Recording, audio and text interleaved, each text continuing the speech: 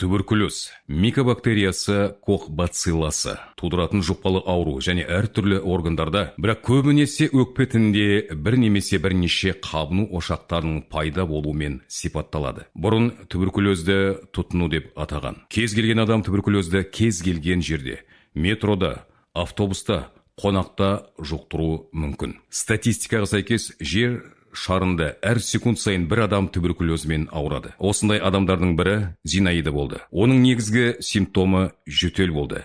Ол 2 аптадан астам уақытқа созылды. Содан кейін әлсіздік қосылды. Зинаида өзін-өзі емдеумен айналысты. Өз антибиотиктер курсын тағайындады. Өйткені жөтелге қарсы дәрі-дәрмектер көмектеспеді. Бірақ көптен күткен қалпына келтіру ешқашан келмеді. Ол нашарлады. Тағы да бір симптом пайда болды. Терлеу, содан кейін температура. Қорқынды салмақ жоғалту басталған кезде Зинаида ауруханаға барып, туберкулезді ауырлатылған түрін анықтады. Ол дереу ауруханаға жатқызылды және ұзақ емделуге жіберілді. Ол шамамен 1 жылға созылды. Сейчас чувствую себя намного лучше. Коллектив очень хороший. Просто вовремя принимать таблетки, выполнять все предписания, и тогда все будет хорошо.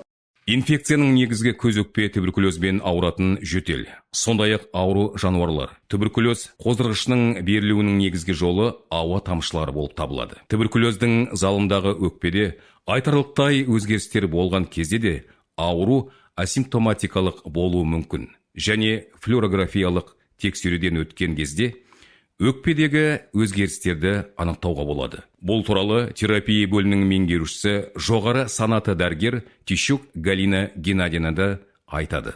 Раннее обращение к врачу приводит к раннему диагностированию данного заболевания, а значит и качественному лечению. Ни в коем случае нельзя заниматься самолечением, потому что это приводит к развитию запущенных форм туберкулеза, стирается клиническая картина, в результате чего возникают запущенные формы туберкулеза, которые впоследствии затем очень сложно лечить. Туберкулез ауруының белгілері келесі белгілер болып табылады. 2 аптадан астам ұзақ жөтел, шаршаудың жоғарылауы, әлсіздік, кеуде қуысының ауруы, температура 37 немесе қызба, түнгі терлеу, тәбетінің төмендеуі және дене салмағының төмендеуі. Өзін-өзі емдеу өте қауіпті екен түсіну маңызды. Өзін-өзі емдеу және халықтық емшілерде емдеу аурудың кеш анықталуына, жақындарына жұқтыруға, ұзақ емделуге және қолайсыз нәтижелерге әкеледі. Туберкулезді емдеуге болады. Тексеру, диагностика және емдеу толығымен тегін. Ең бастысы уақытылы анықтау және жедел емдеу. Салауатты өмір салтын ұстану, дене шынықтыру және спортпен шұғылдану, теңдестірілген тамақтану, алкогольді, темекіні және басқа да есірткі заттарын тұтынудан бас тарту адамды сау етеді.